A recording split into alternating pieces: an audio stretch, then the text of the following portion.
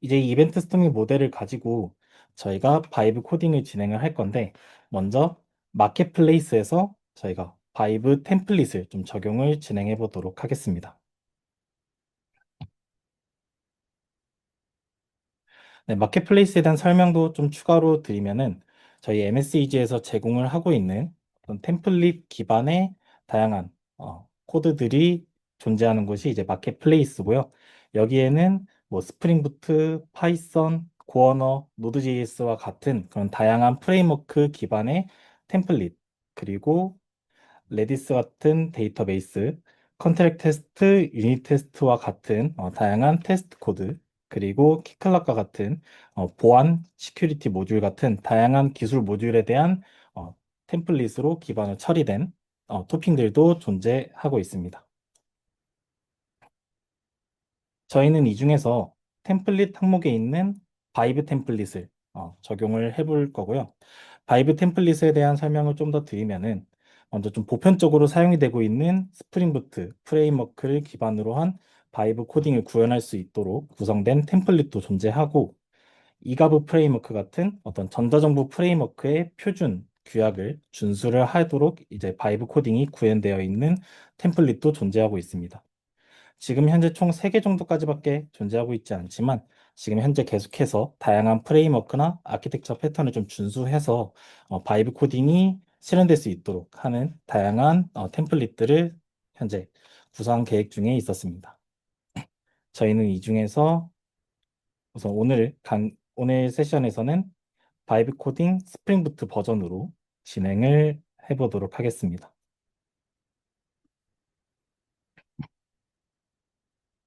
네, 적용을 진행하면 어, 눈치 빠르신 분들은 한번 보셨겠지만, 이 폴더 구조의 어떤 코드 구성들이 좀 변경이 되었습니다. 이처럼 마켓플레이스에서 다양한 뭐 템플릿을 선택을 하게 되면 이 모델의 어떤 정보를 기반으로 코드의 구성이 조금 달라지게 되고, 지금 이 부분에 대한 좀 세부적인 코드는 이후에 다시 한번 좀 설명을 드리도록 하겠습니다. 그래서 바이브 코딩을 좀 진행을 하기 위해서는 먼저 저희 MSEG 계정과 연동이 되어 있는 GitHub 저장소에다가 코드를 올려야 되기 때문에, 제가 한번 git에 코드를 좀 올리고 진행을 해보도록 하겠습니다. 제목은 밀리의 소재니까 스프링 보트 뭐 이 정도로만 좀 추가를 해서,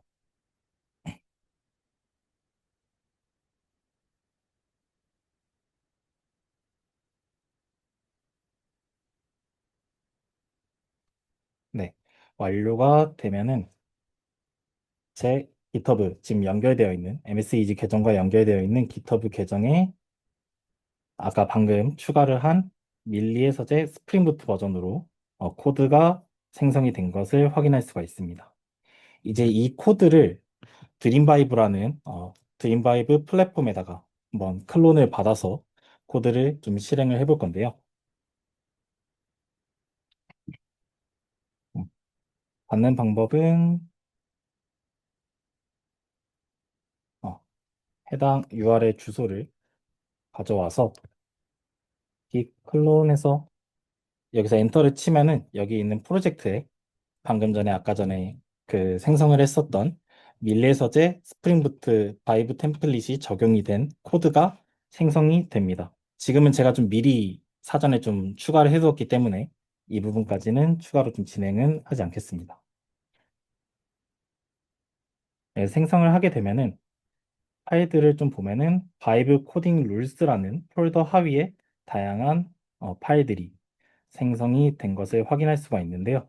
이게 이전 세션에서 말했었던 어떤 자율주행을 진행을 할 때 룰 파일을 통해서 최소한의 어떤 주제를 제어를 통해 가지고 음, 최종 목적지까지 완성된 코드를 만들어내기 위한 다양한 룰 파일들이라고 볼 수가 있습니다. 사실 이 룰 파일들이 존재하지 않더라도 어느 정도 요구사항 기반으로 정합성 있는 코드가 생성을 하긴 하지만, 아키텍처 패턴이라든가 프레임워크 등 조금 더 디테일한 요구사항을 기반으로 체계적인 코드를 작성할 수 있도록 제어를 해주면은 이 코드 작성에 있어서 AI가 조금 더 일관성 있고 표준화된 코드를 보장을 하기 때문에, 지금 보시는 것처럼 다양한 룰 파일들을 통해서 이 AI를 좀 제어를 한다라고 보시면 될 것 같습니다. 이 파일들을 조금 더 보면은 패키지의 구조를 나타내는 패키지 스트럭처도 존재하고, 그 다음에 어, 주요 프레임워크나 주요 기술 스택, 그리고 데이터베이스는 무엇을 사용할 건지, 아키텍처 패턴이나 디자인 패턴은 어떤 걸 사용할지에 대한 테크니컬 스택, 기술 스택을 명시해 두었고, 제너레이션 룰처럼 이 프로젝트의 코드가 생성이 될 때 어떠한 순서로 생성이 될 거고 어떤 파일을 참고할지 등을 좀 나타내주는 제너레이션 룰 파일 등이 뭐 존재하고 있습니다. 영어로 기술되어 있는 이유는 사실 한국어로 작성을 해도 이 AI가 내용을 인지하고 그 관련된 코드를 생성을 하지만 아무래도 영어 기반으로 작성을 하는 것이 이 AI가 조금은 더 답변을 좀 이해하는 데 있어서 수월하기 때문에 현재는 영어로 작성이 되어 있다고 보시면 될 것 같습니다. 그 다음에 이제 각 바운디드 컨텍스트에 대한 폴더들이 생성이 되었고, 이 하위에 PID라는 파일이 생성이 되어 있는데요. PID는 Product Requirements Document라고 쉽게 말씀드리면 요구사항 정의서라고 보시면 될 것 같습니다. 이 요구사항 정의서를 기반으로 이제 저희가 바이브 코딩이 구현이 진행이 될 예정이고요. 이 PID 내부에는 메타데이터라는 정보가 지금 포함이 되어 있습니다. 메타데이터는 이벤트 스토밍 모델에 대한 정보를 나타내는 어, 데이터라고 보시면 될 것 같고요.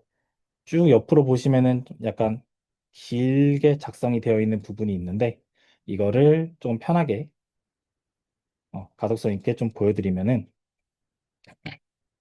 바운디드 컨텍스트에 어서라는 작가 관리 바운디드 컨텍스트가 존재하고 그 하위에 작가라는 에그리거트가 존재하며 또 에그리거트 하위에 뭐 다양한 속성들, 이런 속성들이 존재한다라는 이런 내용들을 담고 있는 거라고 보시면 될 것 같습니다. 결과적으로는 지금 이 어서라는 PID에 있는 메타데이터가 이 바운디드 컨텍스트 내부에 있는 이벤트 스토밍 모델에 대한 정보라고 보시면 될 것 같고요. 네, 지금 보시면은 아까 말씀드렸다시피 각 서비스별로 PRD가 정의되어 있습니다. 사실 이 이벤트 스토밍 모델 전체에 대한 정보를 기반으로 메타데이터가 이제 구성을 돼서 한꺼번에 보내드릴 수도 있긴 하지만 그렇게 됐을 때는 굉장히 큰 덩어리의 어떤 질문이 AI에게 전달이 되고 AI가 그 전체 큰 덩어리를 통해서 코드를 생성을 하게 되면 아무래도 너무 한꺼번에 많은 정보를 받아서 코드가 생성이 되었을 때 원래 저희가 의도했던 목적과는 다른 결과물들이 생성이 될 수도 있기 때문에 그러한 문제를 피하고자 그 전체 요구사항 정의서를 좀 쪼갠 거고요. 쪼개다 보니까 각 서비스별로 코드가 같이 생성이 될 수 있도록 지금 현재 서비스별로 PID가 정의되어 있다라고 보시면 될 것 같습니다. 결과적으로 이 바이브 코딩 룰스라는 파일은 공통으로 적용이 되고 각 어서, 플랫폼, 포인트와 같은 각 서비스별로 요구사항 정의서를 통해서 코드가 생성이 된다라고 이해하시면 될 것 같습니다. 네, 그래서 이제 본격적으로 클라인이라는 LLM을 통해서 저희가 바이브 코딩을 진행을 해볼 건데 그 전에 클라인 리드미 파일에서 이 바이브 코딩 룰스 폴더에 대한 좀 설정을 변경을 진행하도록 하겠습니다. 이 설정 변경을 진행하는 이유는 클라인이나 커서가 이제 룰 파일 기반으로 코드를 생성을 할 때 자기네들이 요구를 하고 있는 어떤 폴더의 형식이 존재를 합니다. 클라인 같은 경우에는 클라인 룰스 파일이라는 게 필요하고 커서 같은 경우에는 커서 하위에 룰스 파일로 이렇게 만들어져야지 이 코드를 AI 기반에서 코드를 생성을 할 때 바이브 코딩 룰스 하위에 있는 코드들이 인식을 해가지고 더 정합성 있는 결과물들을 만들어내기 때문에 먼저 이 부분을 좀 수정을 진행하도록 하겠습니다.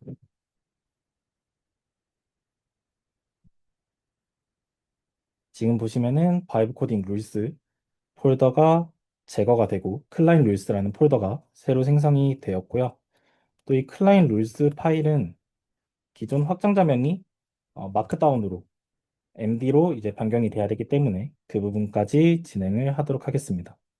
이러면 이제 클라이언트 룰스 하위에 아까 보여드렸던 다양한 파일들이 마크다운 확장자로 변경이 된 것을 확인할 수가 있고요. 이걸 기반으로 이제 어서 작가 관리에 대한 바이브 코딩을 진행해 보도록 하겠습니다. 진행하는 방법은 이 PID에 있는 전체 내용을 복사를 해서 저희 클라인 LLM에 프롬프트를 입력해가지고 엔터를 치면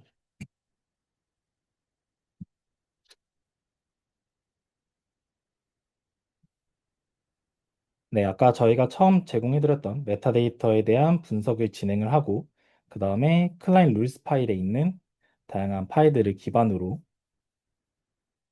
그 순서가 생성이 되고 있습니다. 제가 최초로 제너레이션 룰에서 이제 선언했었던 거는 패키지의 구조를 먼저 생성을 해달라고 하였고 그렇기 때문에 여기 어서 하위에 저희가 기본으로 생성을 했었던 패키지 구조들이 생성된 것을 확인할 수가 있습니다. 그 이후에는 도메인과 인프라 등의 세부적으로 이제 실행이 되어야 되는, 생성이 되어야 하는 코드들에 대한 생성 요청을 진행을 하였고, 이 코드들은 아까 말씀드렸던 메타데이터를 기반으로 각각 뭐 에그리거트에 필요한 코드, 커맨드에 필요한 코드, 이벤트에 필요한 코드들 그에 맞춰서 스프링 부트 기반으로 생성을 진행을 해주고 있습니다.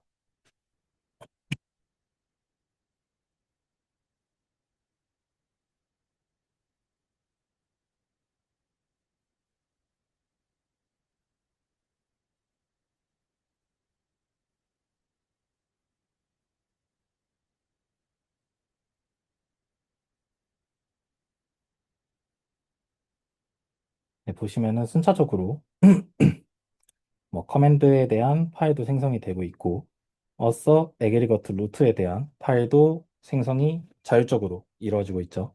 이게 아까 말씀드렸던 바이브 코딩에서 저희가 최소한의 어떤 제어를 통해 가지고 자율주행으로 코드가 생성이 되도록 처리되는 과정이라고 보시면 될 것 같습니다.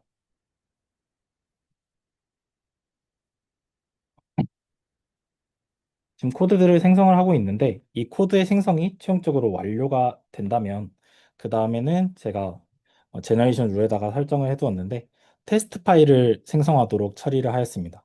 그래서 테스트 파일이 생성이 되면은 이 에- 플라인 LLM이 테스트 파일을 생성한 이후에 그거에 대한 테스트 진행 및 최종적으로 이 어서라는 서비스에 대해서 한번 실행이 되는 환경까지 좀 알아서 자동으로 수정을 계속해서 진행을 해줄 겁니다. 이 부분이 이제 이후에 좀 내용이 나오니까 조금 더 보시면 좋을 것 같습니다.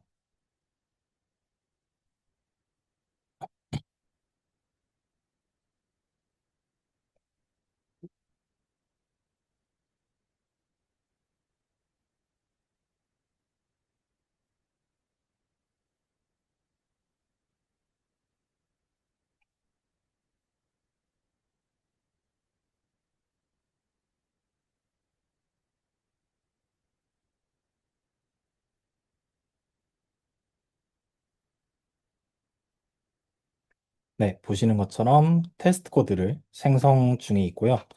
이따가도 다시 한번 설명드릴 거지만 현재 기분앤된 패턴으로 단위 테스트를 생성을 진행을 하고 있습니다.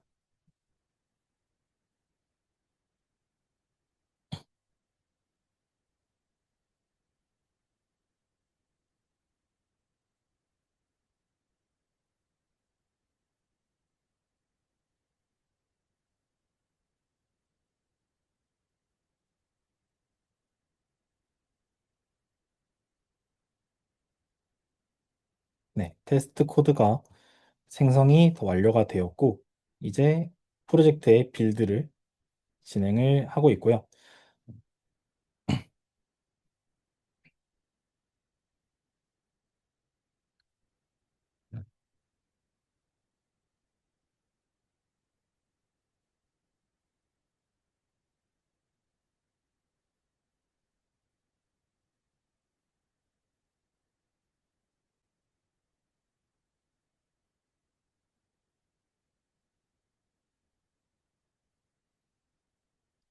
빌드가 완료가 되면서 테스트가 실행이 되고 있습니다. 테스트 실행을 하였을 때 발생한 문제가 이제 존재하고 이 부분에 대해서 이제 LLM이 자동으로 다시 한번 발생한 오류에 대해서 수정을 진행하고 그거에 따른 테스트도 진행이 되고 있습니다.